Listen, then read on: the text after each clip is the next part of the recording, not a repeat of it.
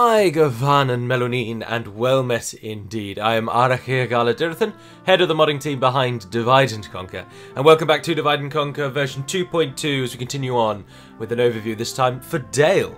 I recently discovered, and by recently I mean about 5 minutes ago, that we've only actually got 6 of these left, not including Dale. And given that there are, I think, 28 or 29 playable factions, we are right down to it. So, anyway, let's crack on with Dale then. So, the size of your domain. Dale start with 4 provinces: Berkaupis, Grasgard, Esgaroth, and Dale itself. Now, Dale and Esgaroth are both custom settlements, so you'll get a nice, unique battle map when you play there, which is pretty cool. And of course, Grasgard is a village, and Berkaupis a town. In terms of army, you have a nice little army positioned ready to take the eastern regions, just there, with Prince Brand, your faction heir. Otherwise, your garrisons are small and meagre, as you can see, only a couple of units in each, even including your capital. You do get 2 forts just near Dale, though, which always assists in keeping your upkeep low and ensuring your armies can be trained. So your leader and your capital are, obviously, your capital is Dale, and your leader, King Bane, is in there. And he... I believe that Dale have the accolade of being the only faction for whom their faction leader... No, there are others. No. The only custom general that you get is a gentleman in Esgaroth. Everyone else is a standard general. Oh, save for Prince Brand. Oh, so they are alright. I thought for a moment there that they might be have no custom generals, but no. Brand has Hearthguard, Dale's now newest and finest unit, absolute monsters on the battlefield, and in Esgaroth they're a Lake Town pikemen, I think, of Vidusith. Yes, there we are. So you get 2 custom units, but your faction leader is not custom. That image as well, or that strategy model, sorry, is unique to whoever is in command. It is not unique to Bane. So that's what your faction leader looks like, that's what a general looks like, and that is what a captain will look like. Of course, your diplomat comes from Dale, and they come from the Palace of Girion, which is listed there. Otherwise, it gives just a small bonus to archers in the town, and other minor bonuses. Rebel expansion then, well, you've got, obviously there's Bergram to the north, but it's got quite a large garrison. Or there are the 3 provinces here in the east of Gazar Uel, Gazar Barak, and Erlen's Ferry. Excuse me, sorry. You will note that by turn 2, with the turn 1 auto expansion, the dwarves and Rune border each other already. And so by taking Talathan, Kondovan and Bur Marlinge, you will also border Rune. You can also, of course, cross near Elanin, or cross at the ferry that takes the name. Yes, my lord. There we are. Or alternatively, you can cross... no, indeed, that is it. That was the change, wasn't it? Yes. So you can cross there at the small lake on the Carnan, or alternatively you can go by boat. Well, obviously, previously you used to be able to cross in Northern Dorwinion, but that is no longer the case. So that lake there is now the crossing point, and is of course Erlen's Ferry. I'm making that name up completely. In fact, I did make that name up, but I like doing things like that. So you can go south for actual rebels. There are a few in the east, but then you'll border Rune, and then you are in trouble, for you are not at war with Rune, but likely to be. You can, as with Dorwinion, ally with Rune if you wish to, for neither of you are at war with them at the start, but it is incredibly likely that you won't be able to ally with them, and you will have to go to war.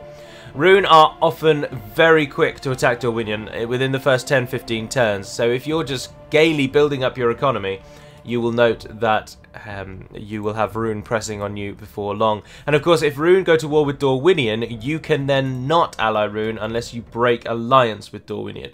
So the choice, therefore, is yours. You start with no enemies then. But you do border Dol Guldur, so watch out for that. Because they are also relatively aggressive, of course. You're also allied to the Dwarves of Khazad-dûm, the Dwarves of Erebor, and the Woodland Realm at game start. So you've got a Dwarf and Elven alliance going on.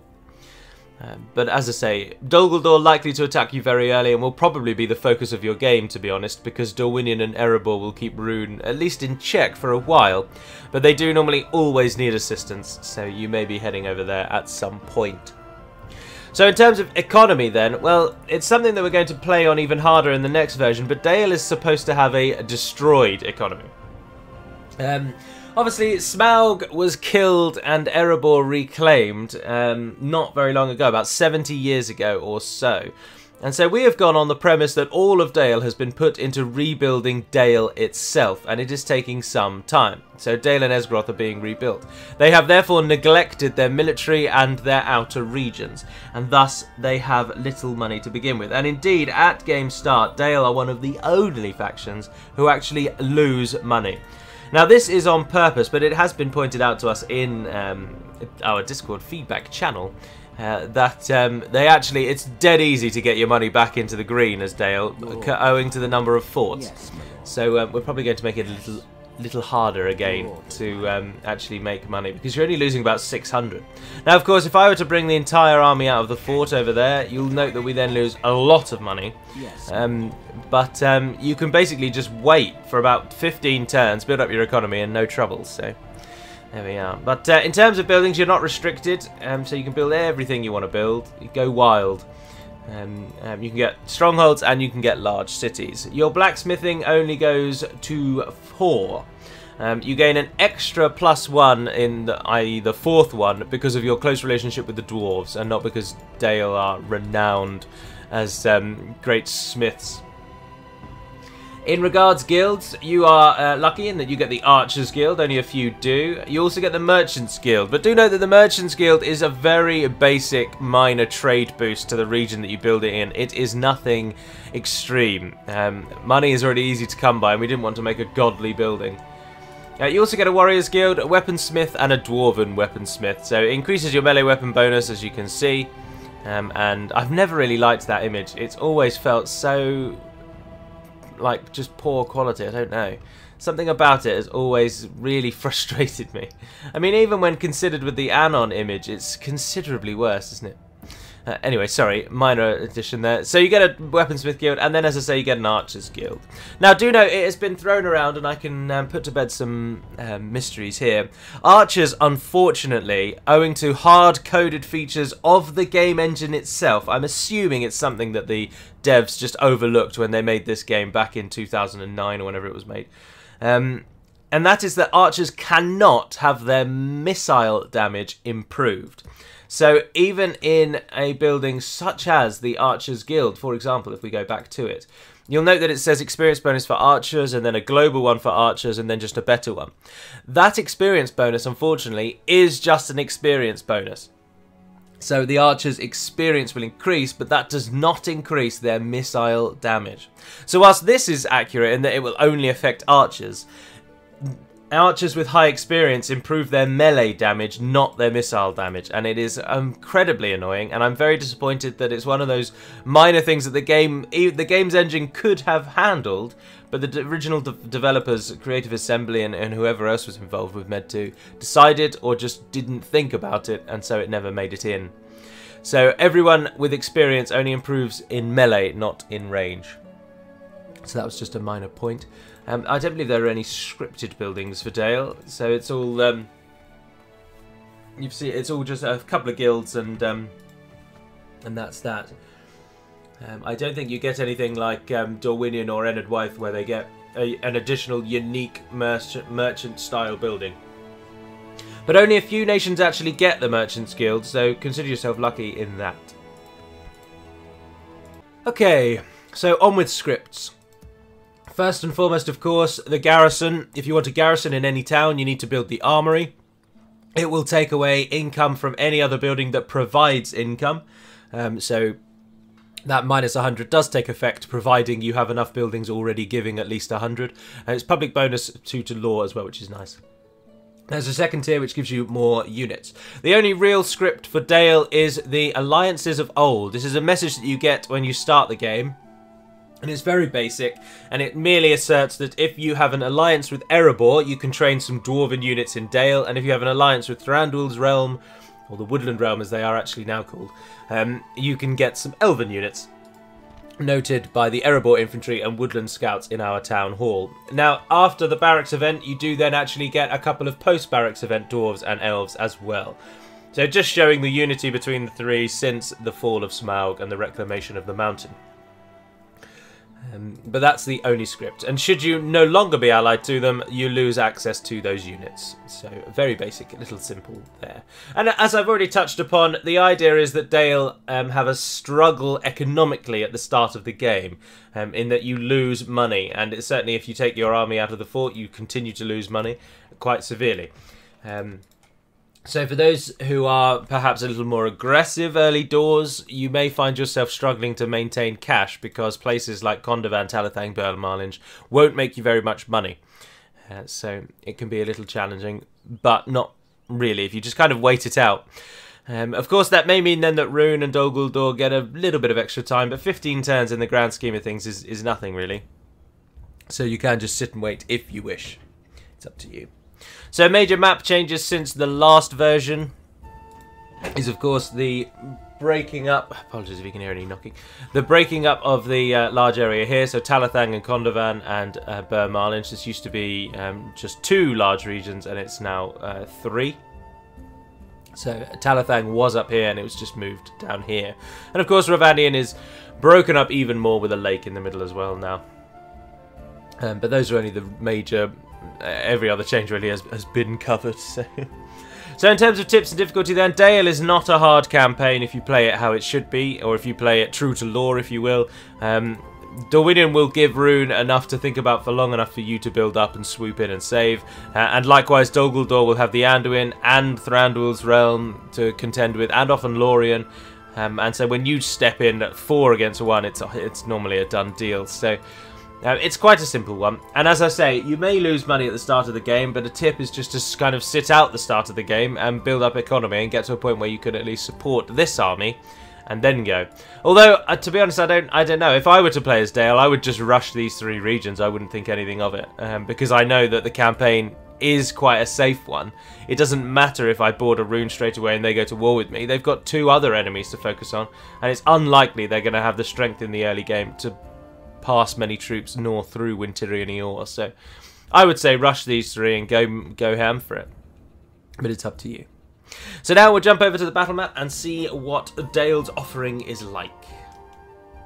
So welcome to Dale's battle map half. So quick overview of Dale, or rather I should start by saying Dale is described as an archer faction.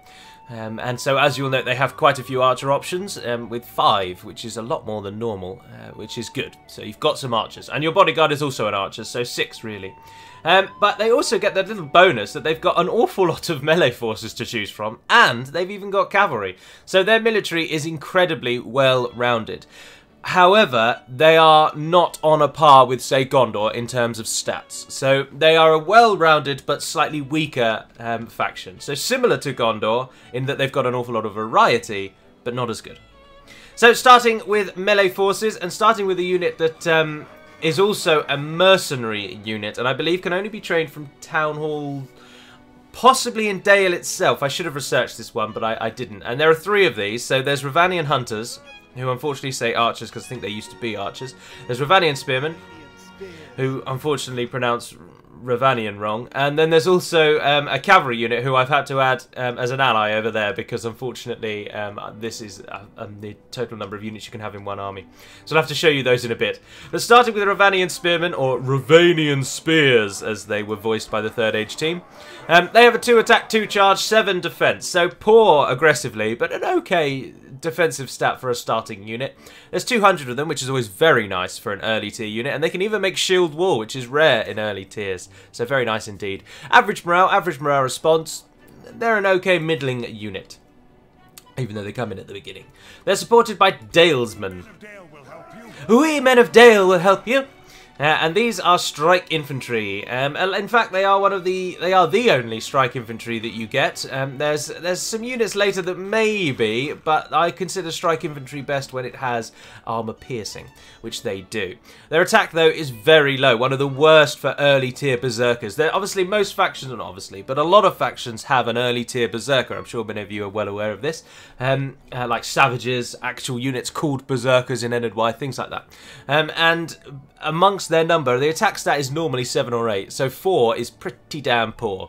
They're not really that grand. So even though they're effective against armor, with a poor morale response, and only a 4 attack, they are quite possibly the worst strike infantry that the game has, which is a shame. But that's to reflect the fact that Dale are not a heavy military nation. You're not out there winning accolades with your army, conquering all. You're a step above wild men, you really are. You're wild men who have discovered the merchants, basically. While they are still stuck in their tribes in Gaul, you're positively growing into the medieval period with your merchant class. So that would be how I would describe Dale, really. Not militaristic, but you get some good money if you put your time in. You also get Dalian Rivermen, who are javelins, so a terrible melee attack, to be honest. Poor charge. 5 total defense isn't that grand, but you've got a javelin doing 7 damage, with an average morale and average morale response. Now, these people actually only come from a region that borders the Carnon or the River Running. Oh, and I called the large river the Carnon, didn't I? Did I call it the Carnon or the Kelduin? I called it the Carnon, and it's actually the Kelduin. But anyway... Excuse me, sorry. Very early in the morning. Average morale response, 55 meter range, and an average accuracy. Leaves the Rivermen as a welcome addition to your army, but they're really not going to kill many. But a unit that will stand up is the Hunters, who, as I say archers. Total defense of 7 again, so they're up there with the Spearmen in terms of your early tiers. They have a 5 melee attack, which is quite nice, and they have a 9 javelin attack. They are a considerably better version than the Rivermen for... unfortunately, I don't know their cost because they're mercenaries. But I may well consider actually just... If we're using the Hunters for Dale, we might as well just cut the Rivermen out and save a unit space. As they perform the same basic feature, but the Hunters are considerably better. So I'll pop that down on my little list. But anyway, so the Ranian Hunters. You also get an archer at your early tier, your introductory tier, the Dalian Woodsman. And Dale, obviously being an archer nation, means that even their militia tier units start off with a slightly better missile attack than most factions, with 3. Their melee, however, is abysmal, and their defense is the lowest of any at the opening gambit, so... They are only good as archers. With a poor morale response, they are terrible as melee forces. They might as well not be there. They're performing the role that Snagger perform when they've run out of arrows, and that is, they are there, sadly, just to die. So then we come to your first formal military outfit, who all have the lovely blue... I'm going to go with Gambeson after the schooling I get in all of these episodes with medieval arms and armour. And these are the first units that will actually do something well. And we'll start with the Swordmen. Men of Dale. So the Swordsmen have a 6 attack, 3 charge, 11 total defense. So your second tier is as good as Gondor's militia tier. As I always bang on about, Gondor is the faction that almost every other nation is then balanced against in terms of stats. So we took Gondor as the base, and everyone else is based off of their stats, either better or worse or whatever. So that's why I compare to Gondor. But 600 cost though, which is not too bad early doors. Average morale response. They aren't amazing warriors, but they will at least hold the line considerably better than your early tier offerings. Now the Billmen are halberdiers. So they're effective against armor, which is a trait halberdiers tend to have to help them out a bit. And they get the halberdier animation, which, as I've been told many times by many people, and I refuse to recant, is actually not that OP at all. Whereas the pike is quite possibly one of the most broken features of battles in the game, halberdiers are quite the reverse. And they are not really broken with their OP, with their attack at all. They get a bit of a bonus, but they don't hold the enemy back like a pike does. So, I shouldn't really say they're OP. They get a bonus against all kinds of mounts, with an extra bonus against the Loke in Us Rim of Rune, which is always nice. At 615 as well, not too bad, with a 9 total defense, which is quite good. Now you get another archer at this tier, the longbowmen. And they are solid archers, considerably better than the woodsmen. They have a 6 total defense, so we're double the defense. They have a 3 melee attack, which is 3 times the attack of the woodsman. They cost less than double, but their missile is only 1 better though, so watch out for that. They're better all-round archers, but arguably, given that you can almost get 2 woodsman units for 1 longbow unit, if you're looking for just raw archer skill, it may be advisable to just get 2 woodsman units rather than the cost of the 1 longbow. But if you want your unit to actually survive the battle, it's just a gamble, isn't it? Then you'd want the longbowmen, so it's up to you. You also get a cavalry unit at this tier, which is the cavalry unit you lend to the dwarves, if they ask nicely, and those are the Dale cavalry. 4 attack, 6 charge, 10 defense. They have a spear, and they have a secondary attack of 6. So they are just good introductory cavalry. They're good on the charge, and they're excellent at chasing down routing units. So then we come to the natural split in the armies, but do note that whilst this is the most likely position of the barracks event, some of these units may well be available before. I'm thinking of the Lake Town Pikemen and the Athala Rangers, but this is where the stats break them apart and where the natural break would be. So coming in with our post-barracks event first tier are Rovanian Gadrots, who used to say that, I think, but now they've been given the Rohan quotes from Battle of Middle-earth. And I'm pretty sure they used to say, Rovanian Gadrots, in a very deep voice, as the Iwothiadar will do in a moment. They can shield wall, 4 attack, which isn't that great, really, but a 15 defense, so we're starting to get to a point where they'll actually survive, even if they won't take anyone with them. They have a good morale, but still only an average morale response. 690 cost is not breaking the bank. Again, showing that Dale do not really have military chops, and so their forces, whilst they may be well prepared and defended with their links with Dale, they aren't really very good warriors. But they also have the Lake Town Pikemen supporting them. Oh, I should have said as well, Gadrots are restricted. They only come from a Rovanian region. Lake Town Pikemen come from, as you might expect, Lake Town. And I think actually that these were... They were restricted originally, but we changed it because most of Dale's lates were restricted, and so it made sense to make one of them not. But I could be mistaken. It may just be missing from the description. They have good morale and good morale response, and they have a 4 attack with a 15 defense as well. But of course, they are pikemen. They're actually very good pikemen, a really solid unit. For almost 900 gold coins, I would terribly recommend it. I would recommend them terribly, actually. Sorry, to use that word in the proper way. Then you also get the second strike infantry, but as I say, non-armor piercing, and they are the sword masters. They have a very high attack of 13 and a high charge of 7. Their defense is 14, which isn't amazing, again, but couples them up with the other units at this tier. But their high attack and high charge does make them excellent strike infantry. It is just a shame they don't have armor piercing. But they're considerably better than the Dalesmen, even with the Dalesmen's armor piercing. There's another archer unit at this tier, or 2 in fact, Athala Rangers and Bardian Marksmen. So Athala Rangers are human rangers, as you might imagine. Hide anywhere, melee attack of 7, missile attack of 6, defense of 12, but they are only recruitable from Eastern Mirkwood to Dorwinion. So, essentially Rovanian again. They're restricted in Rovanian. They have a 220 meter range, 32 missiles of very high accuracy, as all rangers do. Now, I have seen it said, and I'll just touch upon it here, that obviously Ithilien Rangers, Dunedain Rangers, Athala Rangers, and Castamir's Rangers are 4 human ranger units who have almost identical stats. And people keep saying, why don't you just merge them into one and change the colour depending on which nation owns them? But this is something that we will just simply not do, and there are various reasons for that, but I don't want to go into them in an overview, so just rest assured that we will never merge the Ranger units for various reasons. So when we post suggestions saying which unit do you think is obsolete, don't suggest the Rangers, because we're not going to cut them. So then we come to Barding Marksmen, who have very similar stats to the Rangers as you will see, but are far more survivable. They have 4 charge bonus instead of 2 and a 15 defense instead of 12. And they also, I believe, are the first unit of yours that fires the Black Arrow, which is an arrow that reduces the morale in the enemy unit and has a visible black effect when shot, which is pretty cool. I'm fairly certain they have the arrow, but it may be reserved just for the Hearth Guard, actually, and the Bodyguard. We can see in a moment when they fire their arrows. 200 meter range, 30 missiles, high accuracy. So they cost less than the Rangers because the Rangers are better archers, but the Marksmen are better overall. So again, it's up to you which one you want to train.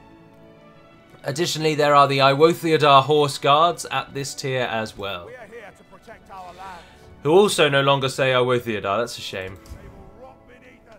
They used to say Iwothiodar, and I always liked that. I liked it when the unit said its actual name. But they now have the Rohan Battle for Middle-earth cavalry voices. Anyway, they are better cavalry than the Dale cavalry, considerably better. 18 defense, 6 attack, 9 charge, with a 7 secondary attack, and they are skilled against other mounts, so they're good at killing other cavalry. They, again, are restricted to Rovanian, though, and they're just really dependable cavalry. For only 900 gold coins as well, an excellent unit, and certainly preferred to the Dale cavalry. Do note, however, though, that Dale cavalry are much faster than the Horse Guards. They run quicker, so they may be better for chasing down enemy units. Then we come to your elite tier then, starting with the perhaps Dale's in Third Age Total War, most iconic unit, the Barding Herd. They again are halberdiers, not pikemen, so they are effective against armour. They can form their spear wall. They have a 6 attack with a 5 charge and a 23 total defence, being made up of 15 in armour alone. And this is representing Dale's close bond to the dwarves. All of your late game units have high armor, but not great attack stats. Again, reflecting the same theme that's run throughout, that you have good armor courtesy of the dwarves, but you are not military enough to have good attack. So the Barding Herd reflecting that. But do note they are effective against armor, and with their high survivability, they will kill a lot. And they are one of your best units. Now supporting them are the Barons, who were at one time called Dismounted Earls, but I don't like dismounted or mounted versions of units. I like them to have unique identities.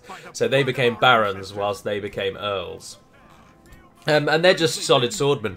11 attack, 23 defense again. 4 charge. They inspire your forces, which is always nice. So they cost 1,000 gold coins, which is a fairly common cost for an elite unit. But note that they require Dale or Esgaroth, so they are restricted again. And again, that is to play on the fact that Dale are not a military nation. So your elites only come from certain places. Now do note the Herd are available everywhere, so that's your main elite unit. You'll see that these people get a bonus against Easterling Cataphract Cavalry, which is of course Loc Inus Rim. So they get a bonus against Loc Inus Rim, which is again having those little bits and pieces dusted throughout the units that give you some support is always nice. Now, no, I tell you what, I do the Hearthguard last because they are slightly different. The Barons and Earls link together. So then at this tier you've also got the elite cavalry, the Earls, by the blood of our ancestors, who are not really a charging cavalry. Their charge bonus is 6, which is less than the Horse Guards. Their initial attack is 10, but that's their only attack. And be advised, obviously, they don't have a spear or a lance, so they are knightly units, and more suited to... Their charge will obviously break enemy morale, and then they're good at staying in the melee for a little bit of time. And obviously, cavalry should not be used in prolonged melee, but certain cavalry units are tuned to be more of a melee unit than a charging unit, and the Earls are one such. So they inspire your forces as well. 21 defense, attack of 10. They cost 1,100. You have to pay a bit more for the horses, but they're a good cavalry unit. They are a good cavalry unit, but it is arguable that you should perhaps get the Horse Guards for the charging, and then get Barons for the killing, and maybe bypass the Earls. But they have a use, of course, because their stats are good enough. And then finally we come to the Hearthguard, perhaps Dale's now best unit, as I say, and again, taking armour and gifts from the dwarves. They even have dwarven shields, which I love cross-pollination. And they are excellent archers. So a 7 missile attack, the highest of any, a 9 melee attack, the highest of all of your archers, and a 24 defense, again highest. They are Dale's stake unit. They are effective against armour with their arrows. So I've said it wrong, and indeed, the black arrow is reserved for the Hearthguard and for the Royal Guardsman, and it does not reduce morale. It is an armor-piercing arrow. I was thinking of the Goblin's arrow. So 170 meter range, 24 missiles, high accuracy means they're not technically, in terms of archer skill, they aren't the best archers, but they are aided by a higher missile attack with a better draw strength, and indeed, of course, armor-piercing arrows. So they will kill many. When they finish with their arrows, they are a sword. They've got the spear right there. They're a spear and shield unit. So they are one of those excellent units that, when engaged in melee, whips its shield off its back and puts it on its arm. So very, very, very good unit, the Hearthguard, but they cost 1,200. So Prince Brand, Captain of Dale, will be one of your finest generals because he has them as a bodyguard. And finally then, the Royal Guardsmen, taken from 3rd Age Reforged. We thank them for the asset, and then just kind of touched up and amended and softened out, as it were. And taken, of course, their look from the Hobbit film. They're the only red unit that you get. It helps them stand out on the battlefield. And they are Royal Guardsmen. They are your general's bodyguard. They have a melee attack of 8, a missile attack of 7, 21 total defense, bonus against mounts, which is always nice because they have a spear and shield as well when they go into melee, and again armor-piercing arrows with the same missile and range as the Hearthguard at 24 and 170. So they are kind of like a slightly worse version of the Hearthguard and smaller in number. But they are archers, which is, I think, given how much we've nerfed cavalry bodyguards, I think archer bodyguards now are definitely the most useful. Because archers tend to be rarer, I find, in armies, unless you're playing as elves. And so it's nice to have a dedicated archer, especially one so good as the guardsman. So that is Dale's roster. But now do remember that there is one other unit, the Ravanian Cavalry, which is currently standing over there, and I'm not sure I can show you the stats until the battle starts. No, indeed I cannot. And even then I still can't, because we haven't got a unit close enough to them. But you do get one other cavalry unit. They are early tier cavalry, they're worse than Dale cavalry, so don't expect any miracles from them. And I shan't lie to you, because I always say something's wrong. I'm not 100% sure you can actually train the Ravanian riders, whereas I know that you can train the Ravanian spearmen. I'm not sure on the riders or the hunters, to be honest. But anyway. So, with only, as I say, 6 nations left, not including Dale, you will obviously know which nations have already been, having watched every episode of the overviews. So who do you think it is this time? No real great colour to give away who they might be. There's catapults, as there always are. There's some reds and what look to be greens in amongst their colouring. There's cavalry archers over there, telltale horde mode, giving them away. They're chasing into those Ravanian riders. Oh, there you are, there's their stats. 7 defense, same as the 2 other Ravanian units, and a 2 attack. Good God, they are awful. They are literally terrible.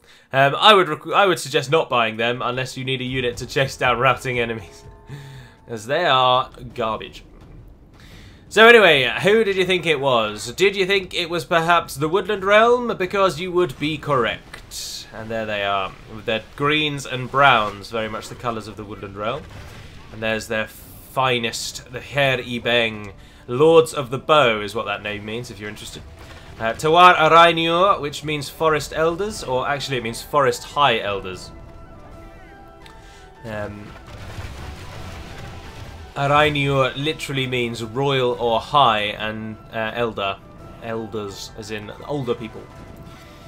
Tawar may actually as well mean wood elves. I can't recall if Tawar is wood elves or the plural of forests.